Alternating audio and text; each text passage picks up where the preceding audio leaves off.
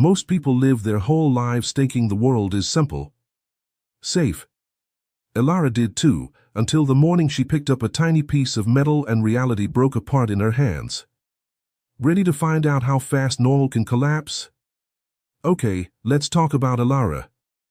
You know, Elara wasn't exactly the type to leap out of bed screaming Carpe Diem before the sun even thought about showing up.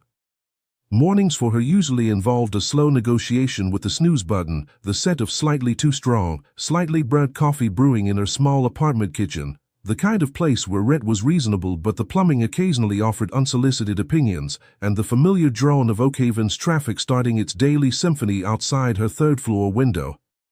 Life in Oakhaven was predictable. Comfortable, sure, in the way a well-worn armchair eventually molds perfectly to your shape, offering support but zero inspiration, but rarely exciting.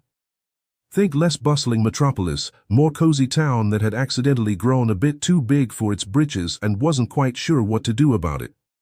Elara worked as a data archivist for the city council. Sounds riveting, doesn't it? Let's be honest, it rarely was. Mostly, it involved staring at spreadsheets that blurred into abstract art by lunchtime, ensuring records from decades past were correctly digitized and tagged, a meticulous process designed to impose order on historical chaos. It paid the bills, kept a roof over her head, and provided a steady, almost hypnotic rhythm to her days. Wake, coffee, commute, work, lunch, work some more, commute home, dinner, maybe a book with some mind-numbing television, sleep. Rinse, repeat. A life lived safely within the lines. It wasn't a bad life. Objectively speaking, from the outside looking in. She had her health, her independence, a decent internet connection. But sometimes, usually late at night when the city quieted down to a low hum, or during those long, spreadsheet-induced trances where the numbers swam before her eyes, a little whisper would start in the back of her mind. Is this it? Really? Just this? It wasn't a shout, not yet. Just a quiet, persistent question that felt like a pebble in her shoe, noticeable, slightly annoying, perpetually present, but easy enough to ignore most of the time if she focused hard enough on something else. She'd shake her head, maybe stretch the stiffness from her shoulders, grab another cup of coffee, and dive back into the comforting monotony of municipal records, seeking refuge in the tangible facts of the past. That yearning for something more? Some spark? She'd push it down, bury it under layers of practicality. It was easier that way. Safer. Less likely to lead to disappointment. Today felt particularly gray, even for Oakhaven in late autumn. A persistent drizzle slicked the pavements, turning fallen leaves into treacherous, colorful sludge underfoot. Elara huddled deeper into her coat, clutching her travel mug like a lifeline against the damp chill. Same bakery, same newsagent, same golden retriever belonging to the optimistic dog walker. Everything was precisely as it should be, running on tracks laid down long ago, comfortable in its predictability. And then, something wasn't. Tucked into the ornate, slightly rusted wrought iron fence surrounding the small, often overlooked historical society building, a place Elara passed every single day and barely registered beyond a vague sense of dusty irrelevance, was something small and glinting. It wasn't trash, carelessly discarded. It wasn't a lost button or a dropped coin. It was intricate. A small, metallic object, shaped almost like a miniature, stylized key or perhaps a complex, interwoven knot, crafted from a dark, unfamiliar metal that seemed to absorb the weak morning light rather than reflect it, holding shadows within its form. It pulsed with a faint, almost imperceptible warmth when she hesitantly reached out, her fingers brushing the cold iron before closing around the object. She plucked it from the fence rail. It felt oddly heavy for its size, smooth and cool against her fingertips now despite the initial warmth she'd sensed. There was no chain, no string, nothing to suggest how it had gotten there or what it belonged to. Just this strange, silent little artifact nestled against the cold iron, waiting, incongruous against the mundane backdrop. Elara glanced around, suddenly self-conscious. The street was relatively empty, just a few hurried commuters further down the block, heads down against the drizzle. No one seemed to be looking for anything. No one seemed to notice her small discovery. A tiny thrill, unfamiliar and slightly alarming, shot through her, a counterpoint to the gray morning. This wasn't part of the routine. This wasn't on the spreadsheet. For a fleeting second, the gray Oakhaven morning felt charged with possibility, a crack in the ordinary. Elara didn't know it yet, of course, couldn't possibly have guessed the first clue, but that small, intricate piece of metal wasn't just a curiosity. It was the whisper finally deciding to raise its voice. The first, tentative step off the well-worn track she hadn't even realized she was desperate to leave. Slipping it into her pocket, the metal strangely comforting against her leg despite its alien nature, Elara continued towards the predictable drone of the council building, entirely unaware that her definition of ordinary was about to be archived permanently. The weight of the small, intricate metal object in Elara's pocket felt both insignificant and enormous as she navigated the familiar beige labyrinth of the city council archives. It was a tangible deviation from the norm, a secret hum against her leg in the quiet symphony of clicking keyboards and rustling paper. She settled into her ergonomic chair, the screen flickering to life with the same database interface she'd stared at for years, a landscape she knew better than her own apartment sometimes.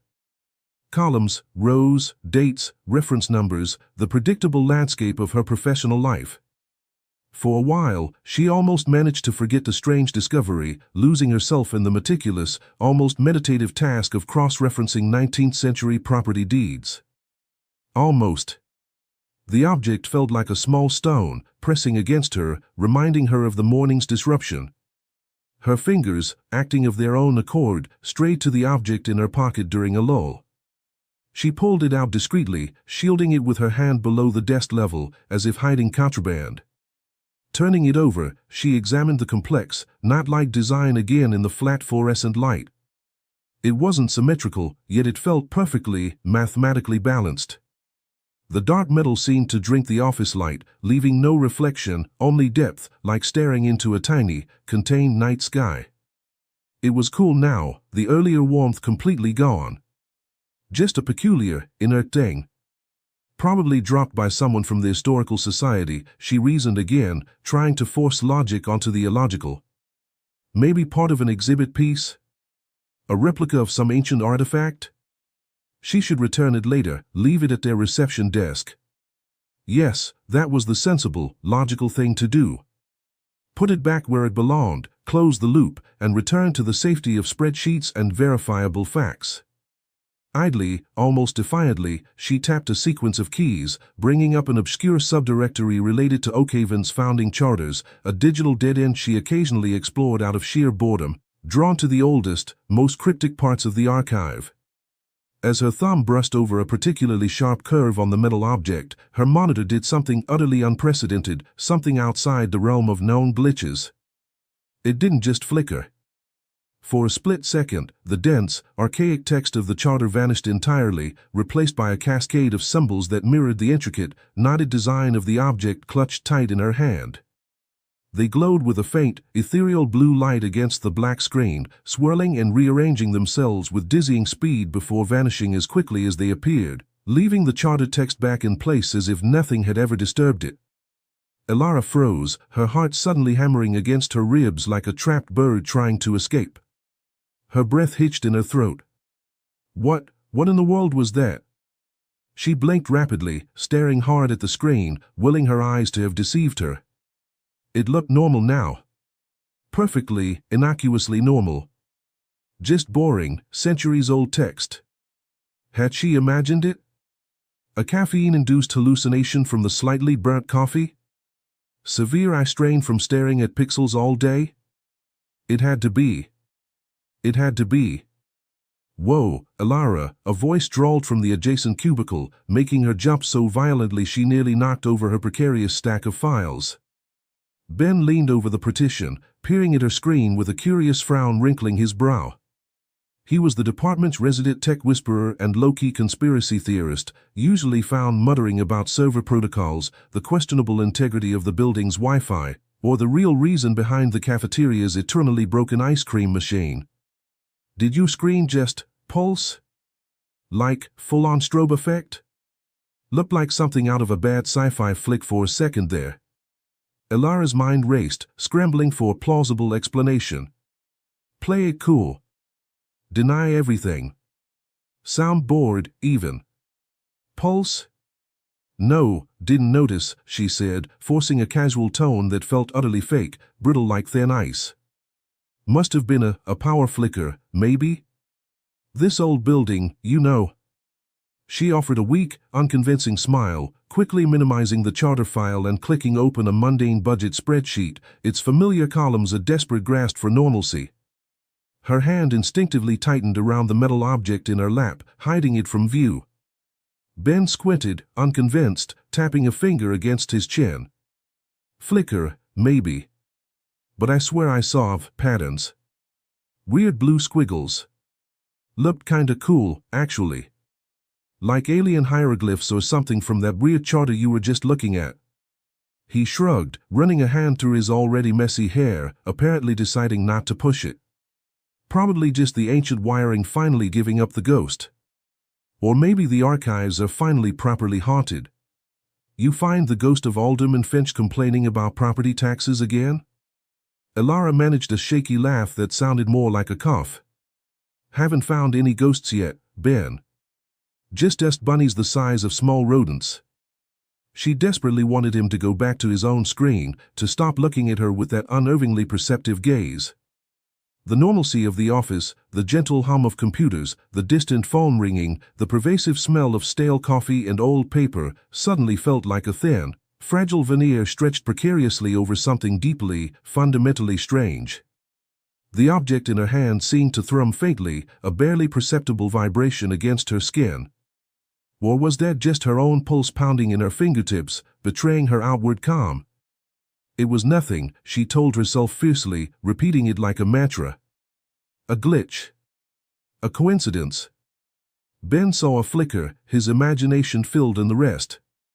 But the image of those glowing, intricate symbols was burned into her mind, sharp and undeniable. They hadn't felt random. They had felt like language, like meaning, echoing the impossible design she held.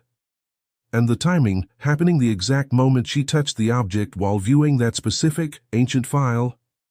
The odds felt astronomically small, defying any logical explanation she tried to construct.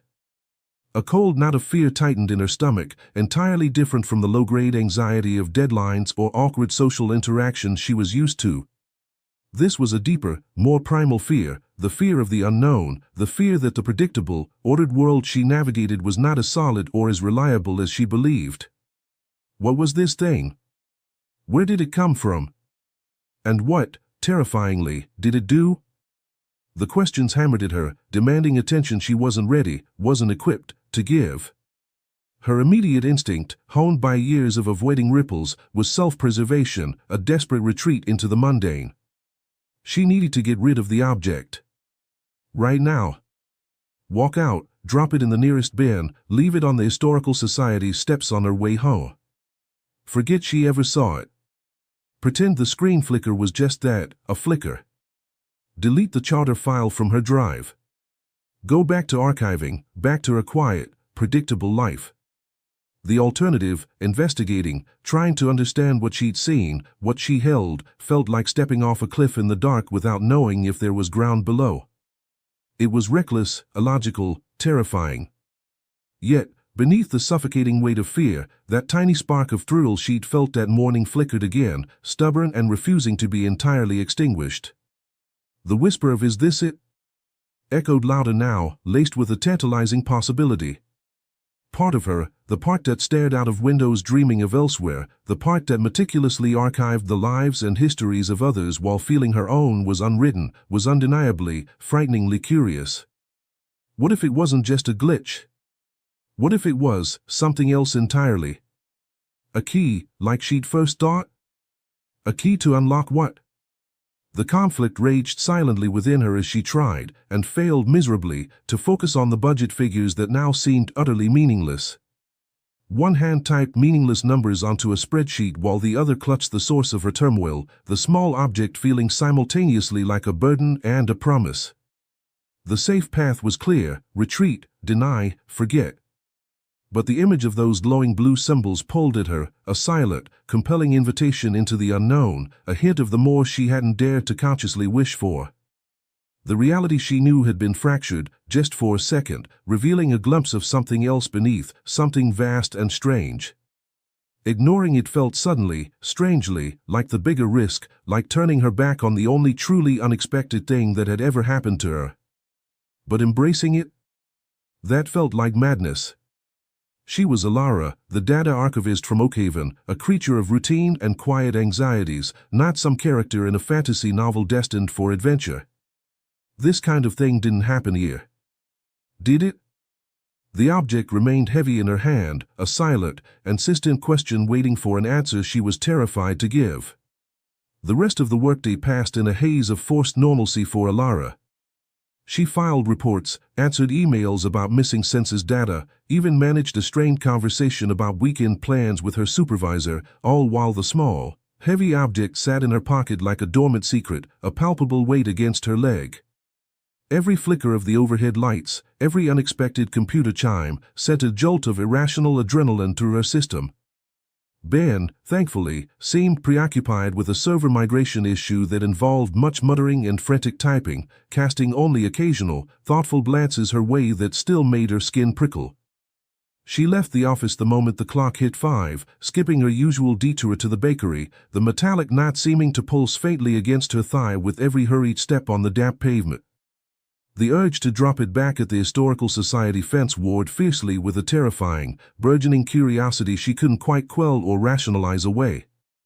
Back in the relative safety of her apartment, the object felt even more potent, more intensely out of place amidst her familiar clutter, stacks of books threatening to avalanche, a half-finished jigsaw puzzle depicting a serene landscape utterly unlike Oakhaven, a slightly wilting basil plant on the windowsill pleading silently for water. She placed it carefully on her small kitchen table, the dark metal stark against the worn formica, staring at it as if it might suddenly sprout legs or start reciting arcane poetry. The rational part of her brain, the meticulous archivist part that dealt in facts and verifiable data, screamed at her to throw it away, to call the police, and tell them what, exactly? I found a weird thing and my computer showed me symbols, to forget the whole impossible, nerve-wracking incident. But the flicker of blue symbols on her screen, the undeniable connection between the object and that momentary fracture in reality, wouldn't let go. That whisper of "is this it?" had become a persistent hum, impossible to ignore now. Fear and fascination wrestled within her, a nauseating tug-of-war. Hours passed in this state of anxious paralysis. She made dinner she couldn't eat, the food tasting like cardboard in her mouth, tried to read a book whose words wouldn't register, the lines blurring into meaningless shapes.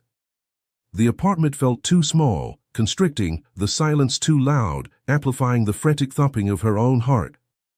Finally, unable to bear the suffocating inaction any longer, she made a decision, not a brave one, perhaps, filled more with desperation than courage, but a decisive one nonetheless. She wouldn't throw it away. Not yet. She needed to know, needed to understand, even if the knowledge broke her carefully constructed reality completely. Taking a deep breath that did little to calm her racing pulse, she picked up the object again. Its surface was cool, smooth, unnervingly inert now. Recalling the sequence of events, the trigger, she sat at her cheap laptop, pulling up the obscure Oakhaven charter file she'd hastily, almost unconsciously, saved to a USB drive before leaving work. A move made on an instinct she didn't understand or trust. With trembling fingers, checking that her leaky kitchen tap wasn't dripping for once, she held the object close to the screen, her thumb finding the same sharp curve she'd touched earlier in the office. Nothing happened. The screen remained stubbornly normal, displaying the dense, archaic historical text. Relief warred with a strange, sharp pang of disappointment. "See?" The rational voice insisted, smug now. "Just a coincidence. Faulty wiring. Too much caffeine. You built it all up in your head." But as she stared, half willing, half dreading something to happen, the object in her hand grew warm again. Not hot, just a steady, undeniable radiating warmth that spread into her palm, chasing away the chill of the room. And then, a low, resonant hum filled the air, seemingly coming from the object itself, a sound felt more than heard, vibrating deep in her bones, rattling her teeth slightly. On the screen, the charter text dissolved, not into symbols this time, but into what looked like a swirling, three-dimensional map composed of faint, interwoven silvery light. It wasn't Oakhaven. It showed intricate pathways, nodes of brighter light like miniature stars, and one pulsating marker that seemed to correspond precisely with her apartment's location. Another marker pulsed faintly, insistently, near the location of the Historical Society building downtown. Before she could fully process the impossible, beautiful, terrifying image, the map on the screen coalesced into a single, thin beam of coherent silver light that shot out from the object in her hand, striking the plaster wall above her bookshelf and hovering there, a precise, unwavering line pointing directly back towards the city center, towards the Historical Society.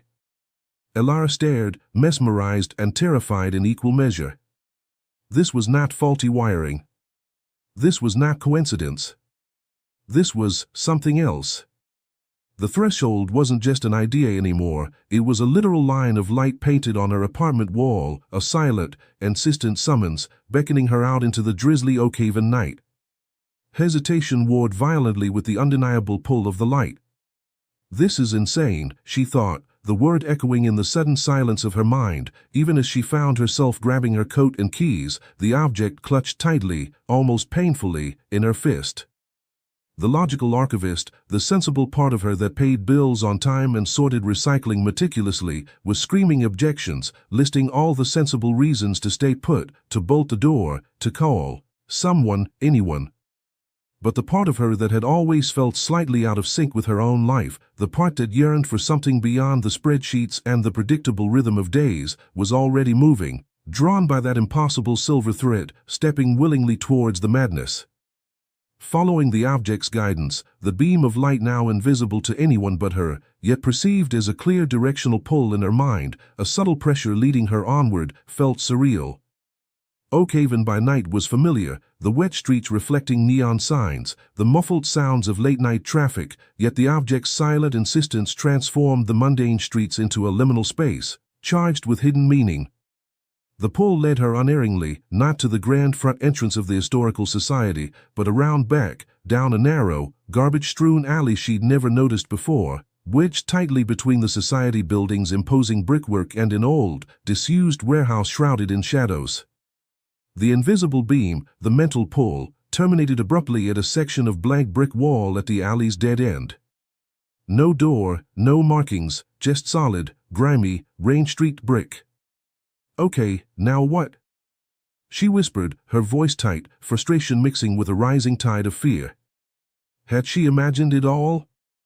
Was this some elaborate, cruel joke? Did you lead me to a dead end, you weird little thing? As she spoke, holding the object, the key, aloft, the metal pulsed with warmth again, stronger this time. The section of brick wall before her shimmered, like heat haze rising from asphalt on a scorching day, then seemed to melt away, rippling like water before resolving into an opening that revealed not the dark interior of the warehouse, but a passageway into somewhere else entirely. It wasn't a room, but a corridor bathed in a soft, cool, phosphorescent glow emanating from strange, luminous moss clinging thickly to walls that seemed carved from living rock, though shaped with an unnatural, flowing precision. The air was cool and startlingly clean, smelling faintly of ozone and damp earth and something else, something ancient and indescribable, utterly different from the alley's familiar stench of decay. The silence was profound, absolute, swallowing the distant city sounds as if they belonged to another universe. This wasn't Oakhaven anymore. This was the somewhere else she had both craved and dreaded stepping into. Taking a ragged breath, she stepped through the opening. The transition felt like passing through a thin film of cool water, a strange, momentary displacement. Behind her, the brick wall solidified instantly, sealing the alleyway out, leaving only the silent, glowing passage ahead. No going back now. Not easily, anyway. Her heart hammered against her ribs so hard she felt dizzy. She took a tentative step onto a path paved with smooth, dark stones that seemed to absorb the soft light, making her footing uncertain. The passage curved gently ahead, leading into deeper mystery. As she rounded the first bend, gripping the key so tightly her knuckles were white, she stopped dead. Standing silently by the glowing wall, partially obscured by a curtain of luminous moss, was a figure. Tall and lean, clad in dark, practical clothing that seemed to blend shadow and substance, featuring sharp, angular features and eyes that seemed unnervingly ancient, holding a weary, watchful vigilance. The figure regarded her impassively, neither welcoming nor overtly hostile, simply observant, like a hawk watching a field mouse. "You hesitate," the figure stated, his voice a low, quiet resonance that carried easily in the profound silence, startling her. "Not Ben. Definitely not Ben. Few who find a key hesitate for so long upon crossing. Most blunder and blindly or flee in terror." Elara swallowed, the sound loud in the stillness, clutching the object, the key. Apparently it truly was a key, like a flimsy shield. Who are you? Where am I?" Her voice sounded small, thin. "I am Kale." "This," he replied, gesturing vaguely with a long-fingered hand at the glowing passage surrounding them, "is the threshold. A place between places. A nexus of pathways. And you are unexpected." His gaze flickered, sharp and assessing, to the object in her hand. "The key chose you? Or did you merely stumble upon it?" There was an edge to his voice now, something beyond mere observation, curiosity, perhaps, or maybe annoyance. I found it," Elara stammered, feeling hopelessly out of her depth, like an unprepared student called before the headmaster. "On a fence, back in the city. It showed me the way here after." She trailed off, unsure how much to reveal. Kale nodded slowly, accepting this, or perhaps merely filing it away. The keys work as they will. They choose their bearers, often for reasons obscure even to us.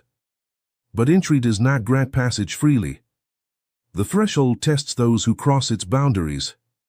He stepped aside, revealing the path continuing beyond him. It looked straightforward for a few yards, then seemed to dissolve into shifting, confusing patterns of light and shadow, an optical illusion designed to mislead. The first rule here, newcomer, the path is not always as it seems. Observe. Adapt. Think. The key responds to intent, yes, but the threshold itself responds to awareness, to understanding. Proceed. This was her first challenge. Not a monster to fight, not a complex riddle to solve, but a deceptively simple instruction coupled with a path that looked specifically designed to trick the unwary eye and unsteady mind. Her archivist brain, usually focused on discerning patterns in historical data and faded script, kicked into high gear, overriding her fear for a moment. She looked not just at the path itself, but at the subtle variations in the glowing moss, the texture of the rock underfoot, the way the soft light fell and pulled. She noticed subtle variations in the glow's intensity, almost imperceptible shifts in the cool air currents. Holding the key, she focused her mind, pushing past the panic, concentrating not on simply wanting to get through, but on understanding the path ahead, projecting cautious, deliberate intent into the metal. Taking a deep breath, mimicking Kale's watchful stillness for a moment, she took another step forward, planting her foot not on the solid-looking stone directly ahead, but on one slightly to the left that seemed to resonate faintly with the key's warmth, humming almost silently against her palm. It held firm. The shifting patterns ahead momentarily stabilized, resolving into a clear, albeit narrow, way forward through the illusion. A small success. A tiny, precious flicker of confidence ignited within the churning sea of her fear. She had observed. She had adapted. Maybe, just maybe, she could learn to navigate this impossible place. Passing Kale's initial assessment offered Elara only a fleeting moment of relief, a tiny island in an ocean of disorientation. The flicker of confidence was quickly swallowed by the oppressive silence and the profoundly alien landscape of the threshold passageway. Kale offered no further pleasantries or explanations, merely gesturing with a curt nod for her to follow as he moved deeper into the phosphorescent bloom with an unnerving, silent grace that spoke of long familiarity with this strange realm. The path continued its strange, winding course, sometimes widening into small, echoing chambers filled with softly glowing crystalline structures that pulsed with internal light, other times narrowing into tight crevices where the luminous moss brushed against her clothes, leaving faint, cold trails of light on her coat sleeve like spectral fingerprints. "The threshold is ancient," Cale said abruptly, his voice cutting through the silence without preamble as they navigated a section where the very air seemed thick and resistant, heavy with unspoken energies. "Older than the city built unknowingly beside its weakest point. It connects, flows between realities. But the connections, the boundaries, are fraying now. Thinning in places." "Fraying? What does that mean?" Elara asked, her voice hushed, her mind struggling to grasp the casual enormity of his words. She was still reeling from the fundamental fact that this place, this concept of a place between places, even existed, let alone that it was apparently falling apart. Cale's glance back at her was sharp, impatient. "It means things pass through that shouldn't. Unintended intersections. Energies leak across the boundaries. The walls weaken." He paused, pointing a long finger towards a darker patch on the glowing wall ahead, where the soft light seemed to ripple and distort unnaturally, like disturbed water. "Like the shades. Residual psychic energy, fragments of consciousness drawn to disturbances in the fabric. Drawn to untrained key bearers whose fear acts like a beacon." Even as he spoke, the distorted patch on the wall seemed to coalesce further, darkening, swirling inwards. A low, dissonant whisper slithered through the air, utterly unlike any sound Elara had ever heard, raising the hairs on her arms and neck with a primal chill. From the rippling darkness, wispy, vaguely humanoid forms began to detach themselves, like smoke given malevolent life and shape. They had no distinct features, just shifting, tatted outlines and empty sockets where eyes should be, voids that seemed to drink the cavern's light, and the whispers intensified, multiplying into a chorus of chilling, fragmented sounds that scraped directly against her nerves, promising cold and oblivion. "Shades," Cale repeated, his voice tight with sudden tension. "Drawn by your key's uncontrolled resonance, by your fear. Stay focused. Keep moving. Do not let them touch you, or they will drain your warmth, your coherence." Panic, stark and cold, seized Elara. These weren't passive environmental obstacles, they were actively hostile, drawn to her. They drifted towards them with unnerving speed, their whispers promising cold and emptiness and dissolution. Elara fumbled with the key, trying desperately to remember Cale's instruction about intent, about focus. Focus. Move. Awareness. But raw fear clouded her thoughts, turning them sluggish and clumsy. She stumbled on an uneven stone, her injured ankle twisting painfully beneath her, threatening to send her sprawling. A sharp cry of pain and surprise escaped her lips, and in that instant of lost focus, the key flared violently with uncontrolled energy, a bright, chaotic pulse of silver light that illuminated the passage like lightning. The reaction from the shades was immediate and terrifying. They surged forward as one, their collective whispers rising to a deafening, mind-scraping cacophony. One drifted impossibly fast, a tendril of shadow reaching towards her outstretched hand holding the key. Cale moved with blinding speed, a blur of dark cloth in the eerie light. He shoved Elara roughly aside, a jarring impact that sent her sprawling hard onto the cold stone path. Simultaneously, he drew something from within his tunic, not a weapon, exactly, but a rod of smooth, dark wood, similar to the one she now carried but pulsing with a dim, steady, golden light that seemed to counteract the key's wild silver flare. He swept the rod in a precise, practiced arc, and the nearest shade dissolved with a final, drawn-out whisper, like steam dissipating in cold air. The other shades recoiled momentarily from the rod's steady golden light, their forms flickering, but more were coalescing from the walls, drawn by the initial energy surge. "Foolish!" Cale snapped, hauling Elara unceremoniously to her feet. His grip was like iron, bruisingly tight. "Control the key's output. Your fear feeds them, your uncontrolled energy calls them from the frayed edges. It is a tool, archivist, not a distress beacon for every lost soul drifting in the ether." He pushed her forward, towards a narrower side passage she hadn't seen. "Move. Now. Before more arrive." Humiliation burned hot alongside the fear and the throbbing pain in her ankle.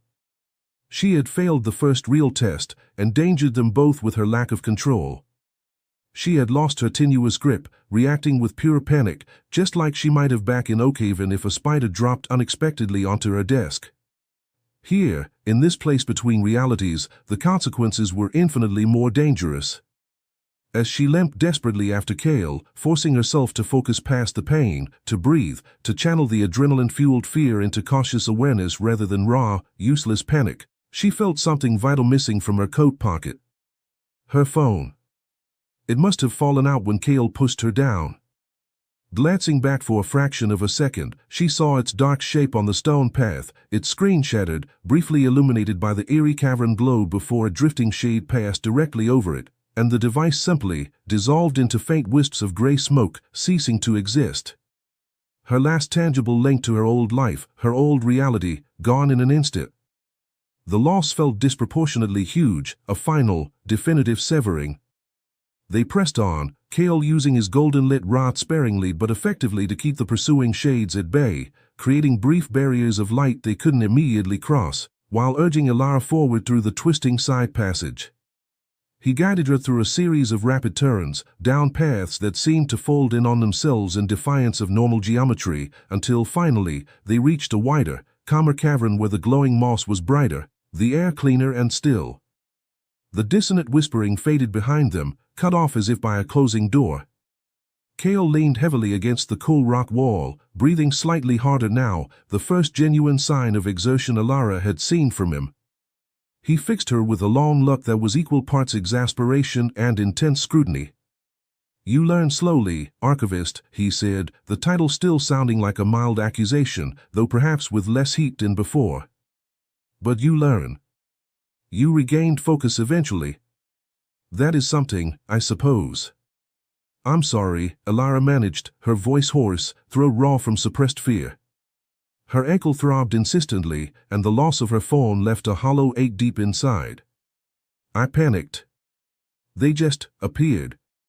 "Panic is a luxury the threshold does not afford its travelers," Kale stated flatly, his gaze dropping to the key still clutched tightly in her hand. "That energy surge, it wasn't just simple fear. The key resonated strongly with you then, answered your panic perhaps too readily. Unusually so for an uninitiated bearer."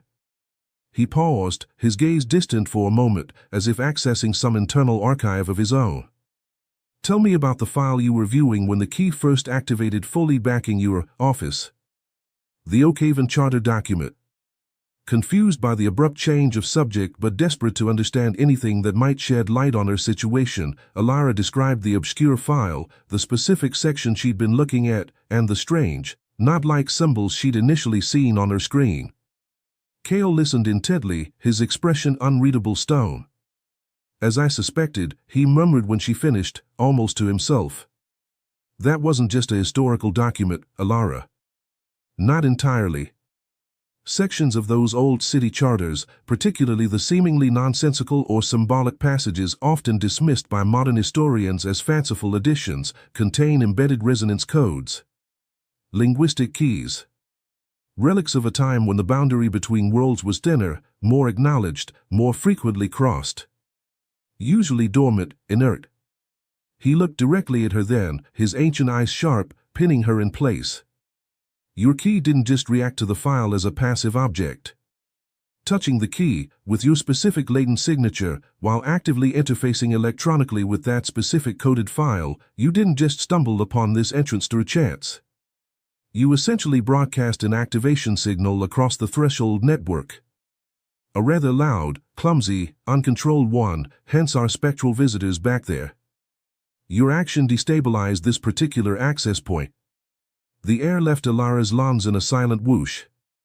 A plot twist she hadn't remotely considered slammed into her. It wasn't random. It wasn't just finding a lost object. She hadn't just found a way in, she had inadvertently, clumsily, triggered it, like setting off a cosmic burglar alarm. "My latent signature? What are you talking about? What does that even mean?" Kale hesitated, seemingly weighing his words, deciding how much to reveal. "The ability to interact meaningfully with the keys, with the threshold itself, isn't universal among your kind. It often runs in lines, certain families who lived near weak points in the boundary for generations, families whose histories are unknowingly intertwined with places like Oakhaven, long before it was called Oakhaven. He waved a hand dismissively, as if brushing away centuries of complex history. Ancient matters. Forgotten lore. What matters now is that your activation was irregular. Uncontrolled. Keys are meant to be attuned, controlled, used with precision. Your sudden, forceful arrival has likely drawn attention beyond just the residual shades. Attention? From who? Or what? The main conflict suddenly felt vastly larger, more complex, and infinitely more personal than just navigating glowing tunnels and dodging smoky wraiths. Secrets were unfolding rapidly, secrets about this impossible place between places, about the intricate key humming faintly in her hand, and unnervingly, about herself, about a history and a heritage she knew nothing about, buried beneath her mundane Oakhaven existence. Her accidental activation, her latent signature, it implied a connection, a responsibility, perhaps even a destiny she had never chosen or imagined. The challenge wasn't just survival anymore, it was understanding her unwitting role in this ancient, fraying system and facing whatever other, more substantial attention she had just drawn down upon herself. The path ahead felt infinitely more complex, shadowed, and infinitely more dangerous than she could have conceived just hours ago. The weight of Kale's revelations pressed down on Elara, heavier than the strange atmosphere of the threshold itself. Her arrival wasn't an accident. Her touch, combined with that specific historical file, had been the trigger. Her latent signature, a concept so alien it barely registered, marked her as someone connected to this place, this power, this mess. And she'd drawn attention. The word hung in the air, ominous and undefined, far more terrifying than the dissipating threat of the shades. Kale offered no further explanation, his face settling back into its usual impassive mask, though Elara thought she detected a new layer of weariness in his ancient eyes. He simply gestured deeper into the threshold. The path changed again. The soft glow of the moss dimmed, replaced by shifting, geometric patterns of light cast by unseen sources, creating disorienting illusions of movement and depth. The silence deepened, pressing in on Elara's ears. It was in this unsettling, mutable section of the threshold that the attention she had drawn began to manifest, not as a physical entity like the shades, but as something far more insidious. Subtle at first. A flicker at the edge of her vision, was that her cramped office cubicle? A whisper that sounded unsettlingly like her own voice, filled with self-doubt, "You don't belong here, archivist." Go back. She shook her head, trying to dismiss it as exhaustion, stress. But the whispers grew bolder, the flickers resolving into clearer images. She saw Ben's face, etched with disappointment. She saw her supervisor, frowning over a poorly filed report, muttering about incompetence. She saw her small, lonely apartment, the wilting basil plant a symbol of her own neglected potential. Illusions, Elara. Kale's voice cut through the rising tide of her anxiety, grounding her momentarily. He stood a few paces ahead, watching her intently, his hand resting on his rod, though he made no move to intervene directly. Targeted phantasms. The threshold senses your signature, your history, your fears. It's testing you, trying to eject the anomaly, you. Do not feed them with belief.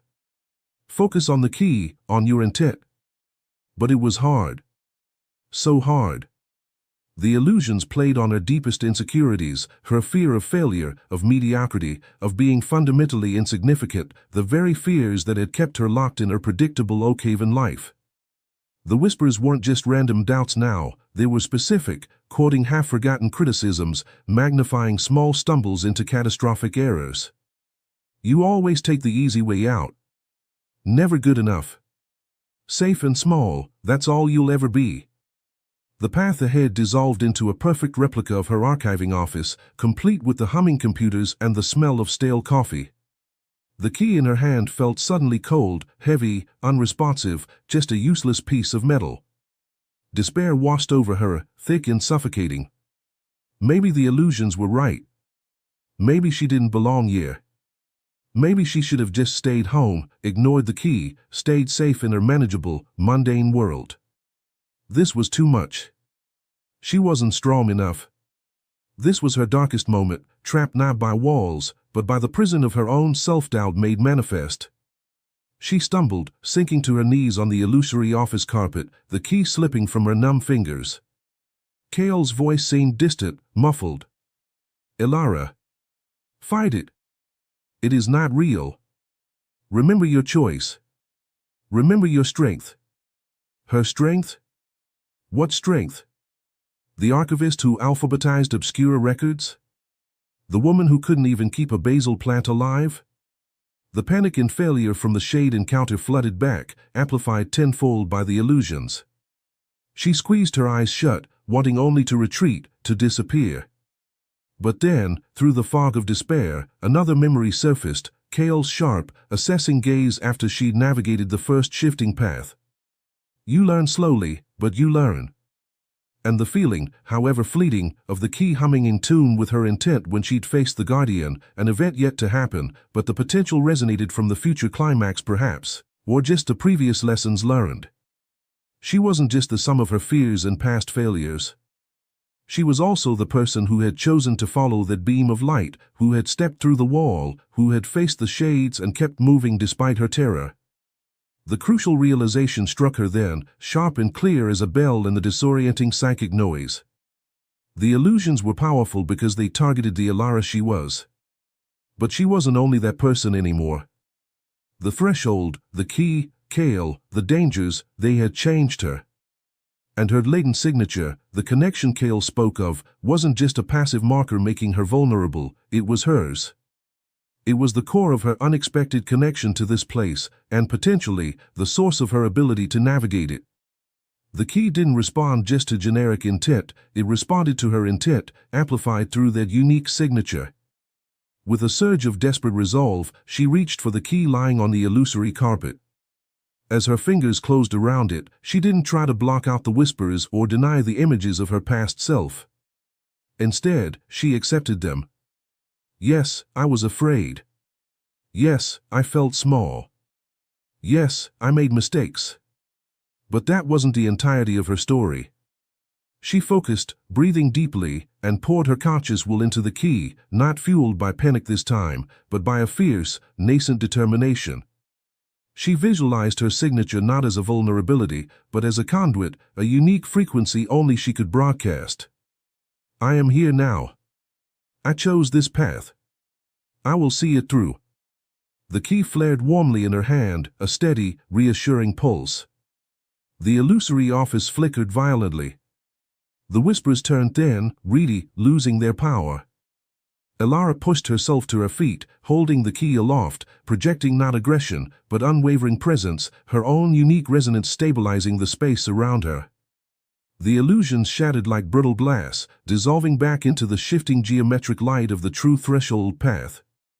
She stood breathing heavily, shaken but whole, the key humming softly, reassuringly, against her palm. Cale approached, his expression still unreadable, but the harshness in his eyes seemed to soften almost imperceptibly. You faced the echo of your own fear and found your own resonance, he stated simply. It wasn't praise, exactly, but it was acknowledgement. Good.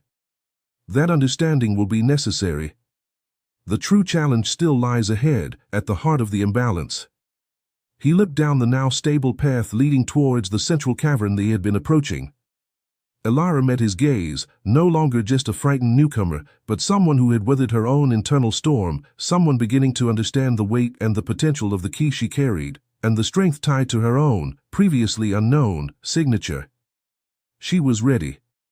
The tension Cale had warned of wasn't long in coming. As they navigated deeper into the threshold, the very structure of the place seemed to grow more unstable. The phosphorescent moss pulsed erratically, casting lurching shadows, and the air crackled with unseen energy, raising the hairs on Elara's arms. Cale grew increasingly tense, his hand never far from the smooth, dark rod he carried. He guided Elara towards a vast central cavern, a place where the boundaries felt thinnest, where swirling vortexes of raw, multicolored energy writhed in the air like open wounds in reality.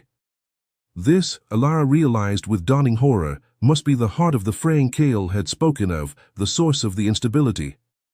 "It is here," Kale murmured, his voice barely audible above the low, powerful thrum of unstable power that filled the cavern, a sound that vibrated in Elara's bones. "The imbalance caused by your uncontrolled arrival, your signal, it has drawn the Nexus Guardian." Before Elara could fully process the ominous title, the largest of the swirling energy vortexes directly ahead of them pulsed violently, sickeningly. The colors within it shifted, bled together like paint thrown against a canvas, then consolidated into a form that defied easy description or geometric sense. It was immense, vaguely bipedal but constantly shifting, composed of fractured light, impossible, razor-sharp angles, and pure, dissonant energy that grated against the senses. It had no face, yet Elara felt an overwhelming sense of cold, implacable, malevolent awareness directed straight at her, and specifically at the key vibrating almost painfully now in her hand. The Nexus Guardian. A being seemingly born from the threshold's own instability, an immune response drawn to correct the anomaly, her and the improperly activated key. The Guardian raised an appendage made of crackling, chaotic light, coalescing energy into a lance. A wave of pure, concussive force slammed into Kale before he could fully react, throwing him back against the cavern wall with a sickening thud. His golden light rod clattered away across the uneven stone floor. He slumped, momentarily stunned, visibly weakened. The Guardian ignored him, its terrifying gaze, that palpable sense of focused intent, fixed solely on Elara. It moved towards her, not walking, but flowing across the space like a localized distortion, leaving trails of dissolving reality, brief moments of non-existence, in its wake. Panic, cold and absolute, threatened to overwhelm Elara again, threatening to drag her back into the paralysis she'd just escaped. Her instinct screamed at her to run, to hide, even though there was nowhere to go in this vast, swirling chamber of chaos. But the memory of the shades, of Kale's sharp reprimand, of her shattered phone, of the illusions she had just faced down, her failures and her triumphs, resonated within her. She couldn't panic. Not again. Kale was down.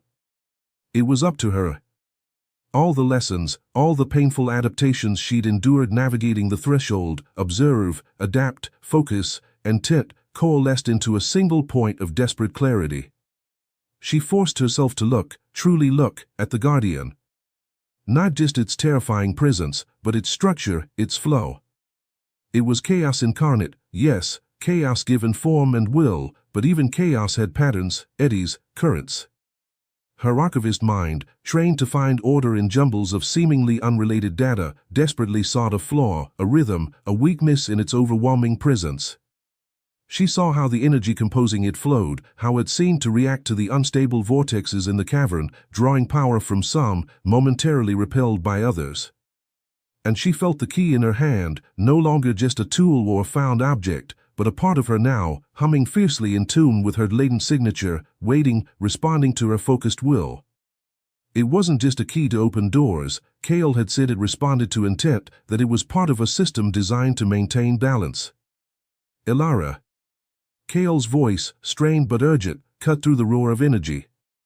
He was pushing himself upright, blood trickling from a cut on his temple, his usual composure shattered. Its focus is the uncontrolled resonance. The imbalance. You have to stabilize it. Use the key, your intent. Balance, not force. The Guardian unleashed another blast of energy, faster this time, a lance of pure chaotic power aimed directly at her heart. Time seemed to slow, stretching into an agonizing crawl. Elara knew instinctively she couldn't simply block it, couldn't meet chaos with brute force. But maybe she could redirect it, harmonize it, impose order. Remembering the feeling of the key responding to her while during the ordeal with the illusions, the burgeoning connection to her signature, she didn't just hold the key up defensively, she pushed her own focused intent into it. Not defiance, not attack, but order. Stability. Balance. She visualized the intricate knot of the key, not as a complex shape, but as a diagram of interwoven, stable energies, a map of harmonic resonance. The key flared, but this time it wasn't a wild, uncontrolled pulse. It was a beam of steady, pure silver light, humming with a clear, resonant, almost musical tone that directly countered the Guardian's dissonant roar. The beam met the Guardian's chaotic blast midway, and instead of a violent explosion, the two energies intertwined, silver light weaving through the fractured chaos. Elara felt a colossal strain, like holding back a tidal wave with her bare hands, her muscles screaming in protest, the key burning hot against her skin, threatening to sear her palm.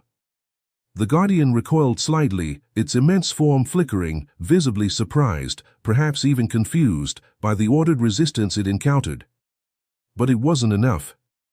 The Guardian was too powerful, a manifestation of the cavern's rapid instability, drawing seemingly endless energy from the fraying reality around them. It gathered itself for another, larger assault, its chaotic form swelling. Kale saw it too. With a grimace of sudden, terrible determination, he lunged not towards Elara to shield her, but towards his fallen golden light rod lying near the edge of the largest, most unstable energy vortex. Snatching it up, he didn't try to fight the Guardian directly. Instead, with a choked cry that sounded like a farewell, he jammed the rod deep into the heart of the swirling vortex. "Kale, no!" Elara screamed, instinctively understanding the immense sacrifice in his action. The rod flared brilliantly, blindingly, absorbing the vortex's chaotic energy at an alarming, impossible rate. Kale cried out again, a sound of pure agony, his own form flickering violently, becoming translucent as his life energy was seemingly drawn into the rod, fueling its desperate stabilizing effect. The vortex imploded with a deafening thunderclap that shook the very foundations of the threshold, collapsing in on itself and momentarily disrupting the Guardian's connection to its power source. Kale vanished within the implosion, the golden light rod falling inert, dark once more, to the now stable ground. His sacrifice bought her the opening she desperately needed. Grief and rage surged through Elara, a white-hot wave that threatened to shatter her hard-won focus. But Kale's last, desperate act couldn't be for nothing. Channeling that raw emotion, refining it through sheer force of will back into pure, unwavering intent, balance, order, seal the breach, she poured everything she was, her signature, her will, her newfound understanding of the key's true purpose, into the silver beam emanating from the key. The beam intensified, the resonant hum becoming almost a song, a counter-frequency to the chaos. It struck the Nexus Guardian not as an attack, but as an encompassing wave of pure stability, of harmonic order. The Guardian's chaotic form writhed, flailed, trying desperately to resist the imposition of structure, of balance. The dissonant roar became a high-pitched shriek of frustration and dissolution. Slowly, agonizingly, its form began to dissolve, not violently destroyed, but as if the chaotic energy holding it together was being peacefully neutralized, calmed, reintegrated into the stabilized fabric of the threshold. The impossible angles smoothed out, the fractured light softened, until finally, with a soft sigh that echoed through the now dramatically quieting cavern, the Nexus Guardian faded completely away into nothingness. Silence descended, profound and heavy, broken only by Elara's ragged, gasping breaths and the faint, steady, reassuring hum of the key in her hand, now cool once more against her skin. The swirling vortexes still existed around the chamber's edge, but they seemed calmer, less violent, their chaotic energy contained. The immediate threat, the direct consequence of her arrival and accidental activation signal, was gone. She stood alone in the vast, echoing chamber, utterly exhausted, body trembling, grief-stricken over Kale's sacrifice, but alive. The key felt different now, lighter, yet more powerful, a true extension of herself, humming with controlled potential. She had faced the chaos, utilized her skills forged in fear and necessity, found her strength rooted in her unique signature, and paid a heavy price. The main conflict, the immediate danger posed by the Guardian, was resolved. The knot was untied, leaving her standing alone at the heart of a still fraying reality, irrevocably changed, the path ahead uncertain but undeniably, terrifyingly hers. The cavern was silent now, save for the soft, steady hum of the key in Elara's hand and the distant, almost imperceptible sighing of the calmed energy vortexes lining the walls. Kale was gone, consumed by his sacrifice to stabilize the breach, his final act a testament to a duty Elara still barely understood. Grief, sharp and unexpected for someone she barely knew yet owed everything to, pierced through Elara's bone-deep exhaustion. He had been her stern, reluctant guide, her anchor in this impossible reality, and he had given everything to give her, a stranger, a chance. Kneeling down carefully, her injured ankle sending sparks of pain up her leg, she picked up the smooth, dark wooden rod he had used, Kale's rod, now inert and cool to the touch. It felt solid, real, strangely comforting, a final remnant of the enigmatic guardian of the threshold. Holding both the key and the rod, symbols of her unwanted inheritance and its cost, Elara knew she couldn't stay here. The immediate danger was past, the guardian neutralized, but this place, the heart of the threshold's instability, was not meant for her, not yet anyway. Focusing her intent, pouring her newfound, hard-won understanding and control into the key, she didn't ask for escape, but specifically for the path back to the entrance point. The key responded instantly, its silver light projecting not a single beam this time, but a softly glowing trail along the cavern floor, weaving between the now subdued vortexes and leading towards a passage she hadn't noticed before on the far side. The journey back through the threshold felt different, filtered through the lens of her experience and loss. The path seemed less treacherous, or perhaps she navigated it with more certainty now. The luminous moss glowed with a gentler, more constant light, and the silence felt peaceful rather than oppressive or menacing. Or perhaps, she reflected, her steps slow but steady, the threshold itself hadn't changed as much as she had. Her senses felt sharper, honed, her awareness heightened to the subtle shifts in energy around her. She moved with a quiet confidence that hadn't existed just hours, or was it days? Time felt strangely fluid, irrelevant here, ago. She still felt the sharp ache of Kale's loss, the heavy weight of responsibility settled upon her shoulders by the key and her own actions, but the raw, debilitating panic was gone, replaced by a weary, watchful, and profoundly altered calm.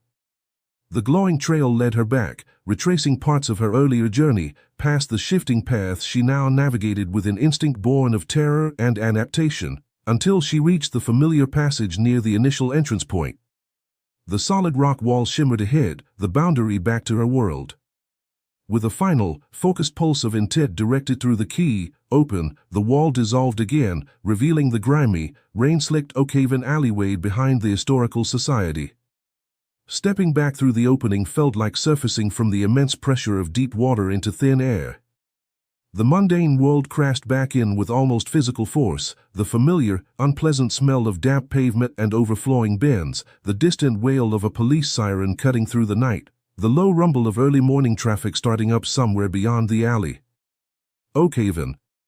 Solid, predictable, blessedly, achingly boring Oakhaven.